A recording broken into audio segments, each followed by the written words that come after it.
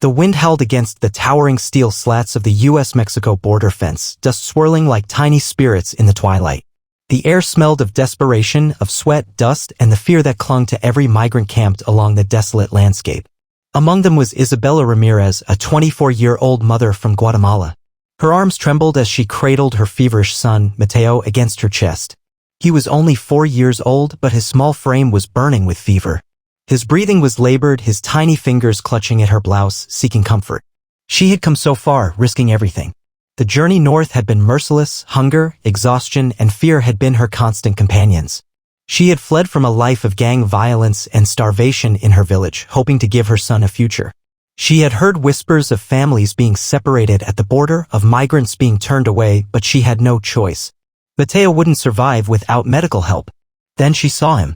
Just beyond the fence, flanked by Secret Service agents and Border Patrol officers, stood President Donald J. Trump himself. His unmistakable frame, his signature red tie, and that confident expression made her stomach tighten with nerves. This was it. Her only chance. Señor Presidente. Por favor, she cried, her voice cracking. My son is sick. He needs help. Please, I beg you. She could see the moment Trump heard her. His head tilted slightly, his eyes narrowing as he turned toward her voice. The agents around him stiffened, their hands hovering over their weapons, uncertain of the situation.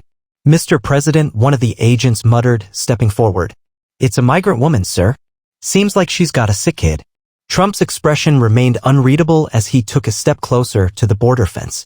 The media cameras behind him zoomed in, capturing every second of the dramatic scene. The world was watching. Isabela pressed Mateo closer to the steel bars, her fingers trembling. His body was hot against hers, his whimper weak. I'll do anything, she whispered. Just save my son. Trump's gaze flicked from the child to her, calculating, assessing. The silence was unbearable. Then he spoke. And when he did, the words that left his lips struck Isabela like a bolt of lightning, freezing her in place. The wind cut sharply through the desert as President Trump stepped closer to the steel fence. His face remained unreadable, the flicker of the setting sun casting long shadows across his sharp features. The silence stretched between them, an invisible wall stronger than the metal that separated their worlds. Isabela's heart pounded in her chest. She could barely feel her legs beneath her, trembling from exhaustion and fear. Mateo's weak whimper snapped her back to reality. She didn't care about the cameras, the agents, or the powerful man standing before her. All that mattered was saving her son. For a moment, Trump said nothing. His blue eyes locked onto hers with a piercing intensity, as if weighing the weight of her plea. Then finally he spoke. What's his name? The question caught her off guard. Of all the things she expected, a cold dismissal, a wave to the agents to take her away, this was not one of them. Mateo, she choked out. His name is Mateo. Trump nodded slowly, glancing briefly at the child in her arms. Mateo's small face was flushed with fever, his breathing shallow. A deep furrow creased Trump's brow, but his voice remained steady. Why did you come here? He asked, his tone unusually calm. Tears welled in Isabela's eyes as she clung to the metal slats. I had no choice, she said. The gangs Los Maras, they killed my husband. They threatened to take my son. I had to run. But he's sick. He needs a doctor. I'll do anything, please, just don't let him die. The sound of boots crunching on gravel grew louder as the agents shifted uneasily. A female Border Patrol officer stepped closer, her face softening as she glanced at the child. Trump remained quiet, his jaw tightening as he processed her words. For a man known for his tough stance on immigration, this moment felt surreal. Then he did something no one expected. Bring her through. The agents exchanged startled glances. Sir, one of them asked hesitantly. You heard me, Trump said firmly. Bring her and the kid through. Now. A shiver ran down Isabela's spine. Did she hear him right? Was this really happening? The gate unlocked with a loud metallic clang, and 2 Border Patrol officers moved forward. For a moment, panic flared in her chest. What if they were taking her away from Mateo? What if this was all a trick? Come on, one officer urged, though his voice was gentler than expected. We're taking you to a medical tent. With a desperate glance toward Trump, Isabela stepped forward, clutching Mateo tightly. As they guided her through the gate and into U.S. soil, the realization hit her she had crossed a line most never could. Trump watched in silence as the Border Patrol led her toward a cluster of white medical tents set up nearby. Behind him, reporters scrambled to capture the moment. His face remained impassive, but something unreadable flickered behind his eyes. As Isabela disappeared into the tent, the cameras kept rolling. The world wanted to know, why had Donald Trump, the face of the toughest border policies, shown this woman mercy? Inside the sterile medical tent, the air was thick with the scent of antiseptic. Isabella clutched Mateo as a nurse in a crisp uniform took his temperature and checked his pulse.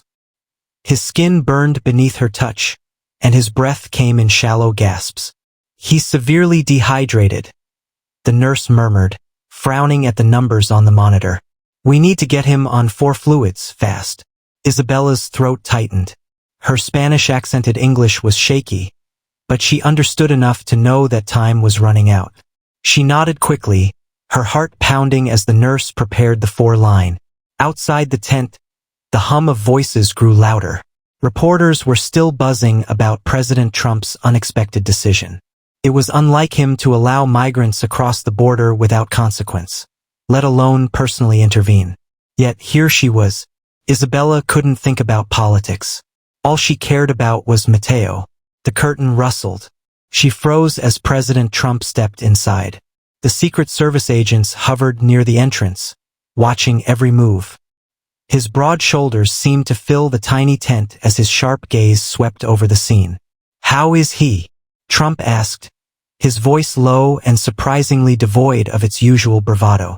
The nurse, visibly nervous, straightened up. "The boy is critical, sir. If he hadn't received medical attention, he might not have made it through the night." For a long moment, Trump said nothing. His face, so often defined by bold speeches and unyielding policies, softened, if only slightly. He turned his attention back to Isabella. "You crossed illegally," he said, his tone measured. "You know that, right?" Isabella's breath caught in her throat. The warmth from Mateo's fragile body against her chest was the only thing grounding her. "See, yes," she whispered. "But I had no choice. My son. He is my life." Trump exhaled slowly. "I hear that a lot," he muttered almost to himself. The weight of the world seemed to press on his shoulders as he studied the mother who had risked everything.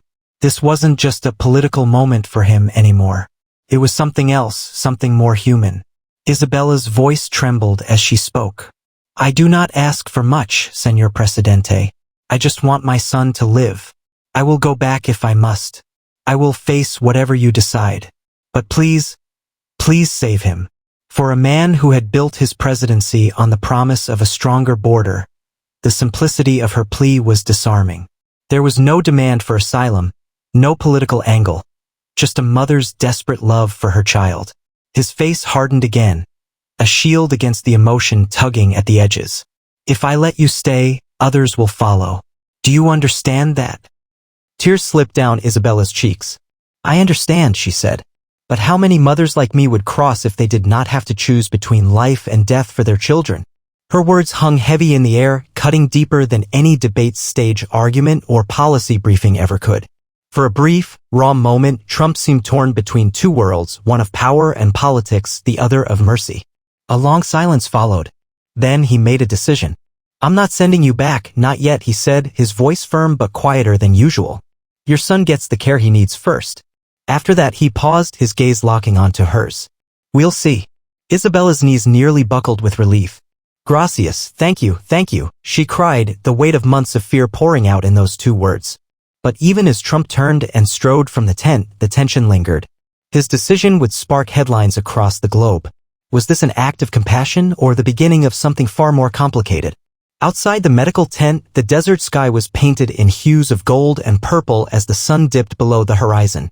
The air buzzed with tension as reporters scrambled to dissect the unfolding drama.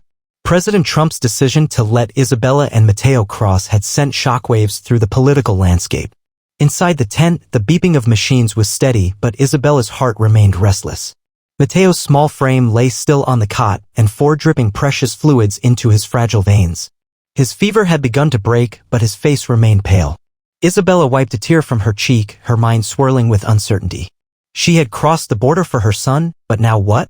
Would she be sent back once he was better? Would she be separated from him? Fear clung to her as tightly as the thin blanket wrapped around her shoulders. A sudden stir outside made her glance toward the entrance. The curtain rustled again, and President Trump stepped inside, alone this time. His usual air of dominance was softened by something more thoughtful, almost reflective. For a moment, he simply stood there, watching Mateo sleep. The boy's chest rose and fell in weak but steady rhythm. "How is he?" Trump asked quietly. Isabella swallowed hard. "Better," she whispered. "Gracias, señor presidente." If not for you, her voice broke, the weight of her gratitude too heavy to put into words. He gave a curt nod, his expression unreadable. But there was something in his eyes, something she hadn't expected to see. "Why here?" he asked suddenly. "Why risk everything? You know the laws. You knew the danger." Isabella bit her lip, struggling to find the right words. "In Guatemala, there is no safety," she said softly. "The gangs, they own everything. They took my husband because he refused to join them. They said Mateo would be next. What kind of mother would I be if I stayed and let them take my son's future?" Trump folded his arms across his chest, his jaw tight as he absorbed her words. "America can't save everyone," he said, though his tone lacked its usual sharpness. "No," she agreed, her voice stronger now. "But I'm not asking for everyone, I'm asking for my child. Isn't that what any parent would do?" Those words struck a chord. For all his power and privilege, Donald Trump was still a father. He knew the fierce instinct to protect one's own blood. And as he stood there, a flicker of that understanding passed through his guarded exterior. "You remind me of someone," he said suddenly. Isabella's brows furrowed. "Who?" "My mother," he answered almost absent-mindedly. "She came to America for a better life. She believed if you worked hard enough, you could make it here." His voice softened just for a breath. "I believed that too. Still do." Isabella held her breath, sensing that the man before her, one of the most powerful figures in the world, was wrestling with something far greater than policy. Finally, he exhaled, his decision made. "You'll stay," he said, each word deliberate. "For now. Your son will get the care he needs." After that, he paused, the weight of the world behind his next words. "We'll figure it out." Tears welled up in Isabella's eyes as a sob escaped her throat. "Thank you," she whispered, trembling with relief. "Thank you so much." Trump straightened his tie, the mask of the tough leader sliding back into place. "Don't thank me yet," he said. "I'll be watching." And with that, he turned and left the tent, leaving Isabella clutching her son, the boy who had softened a man known for his unyielding walls. Outside, the cameras flashed, the headlines already forming. But the truth was more complicated than any soundbite could capture. Behind the politics, behind the fences, lay the unbreakable bond of a mother's love and perhaps the faintest glimpse of a leader's heart. Days passed, but the memory of that night at the border lingered in the air like a storm waiting to break. The media storm surrounding President Trump's unexpected act of compassion dominated headlines across the nation. Pundits on both sides of the political divide argued over whether it was a moment of rare humanity or a calculated move for political advantage. But for Isabella, the world outside didn't matter. All that mattered was Mateo, and for the first time in months, he was improving. Inside a temporary shelter run by U.S. border authorities, the sterile scent of medicine had faded, replaced by the sweet aroma of warm soup. Mateo, once limp and fragile, now sat upright, nibbling on a piece of bread. His fever had broken, his cheeks were fuller, and his laughter, soft but real, filled the quiet room. Isabella brushed his dark curls from his forehead, gratitude swelling inside her chest. She had come to the border seeking only survival, but now, because of one man's unexpected decision, her son had a second chance. Yet uncertainty still clung to her like a shadow. What happens next? Her question was answered sooner than she expected. One morning, as the first light of dawn crept through the shelter's small windows, the door swung open. Two Secret Service agents stepped inside, their presence sending a ripple of tension through the room. Behind them, wearing his signature Navy suit and a stern expression, President Trump entered. The entire shelter seemed to hold its breath. Isabella clutched Mateo closer as the president's sharp gaze swept across the room and landed on her. "You're looking better, kid," Trump said, his tone lighter than before. Mateo, too young to understand the weight of the moment, offered him a shy smile. Trump's expression softened just for a moment before his steely resolve returned. "I didn't forget about you," he said, turning his attention to Isabella. "We've been discussing your case." The weight in Isabella's chest grew heavier. She had known this moment would come, the moment when the fragile hope of safety might be snatched away. "I know I broke your laws," she said, her voice trembling but steady. "I only wanted to save my son. Whatever happens to me, I understand. But please, don't send him back to die." A strange silence filled the room. For a man known for swift, absolute decisions, Trump seemed uncharacteristically hesitant. "No one's being sent back," he said finally, his voice low but firm. "Not yet." Isabella's breath caught in her throat. "Not yet." It wasn't a promise, but it wasn't a rejection either. "Here's the deal," Trump continued, folding his arms. I'm not changing the law for you. But I'm not blind either. Your son deserves a chance and I'm going to give it to him. Her heart pounded in her ears. What does that mean? She asked, hope and fear battling within her. Trump's gaze sharpened. You'll be placed under humanitarian parole, he explained. That means you and your son can stay legally while his medical treatment continues. But this isn't a free pass. You'll follow the rules. You'll check in regularly. And if you break the law even once, you're out. Understood. Tears blurred Isabella's vision. See, yes. I understand. Thank you, Señor Presidente, she whispered, her voice thick with emotion. The room seemed to exhale as the tension eased. For the first time in months, the crushing fear of deportation was lifted, if only temporarily. As Trump turned to leave, he paused at the door. You said something the other night, he said, his voice quieter. About mothers doing whatever it takes to protect their children. Isabella nodded, unsure what to say. I get that, he admitted, his words hanging in the air like an unexpected confession. More than you know. And with that he was gone, leaving Isabella stunned in the silence. 6 months later, the summer heat shimmered across a quiet suburban street outside Phoenix, Arizona, where Isabella and Mateo now lived under the careful watch of a community relief program. Mateo, healthier than ever, chased butterflies in the yard, his laughter echoing through the warm air. The humanitarian parole granted by Trump had allowed her to build a fragile but precious life, one she never thought possible. Each day brought new challenges, but also hope. And far away in the Oval Office, President Trump sat at his desk, a framed photograph sitting quietly among the piles of policy briefs. It wasn't a picture of dignitaries or world leaders. It was a simple image, a young immigrant mother holding her child, tears of gratitude shining in her eyes. For all his speeches, all his policies, there were moments that no one else saw. Moments like this, where lines on a map blurred and human lives took center stage. And as he glanced at the photograph, a rare softness touched his features. Not all decisions were easy. Not all answers were simple. But sometimes a mother's plea could change everything.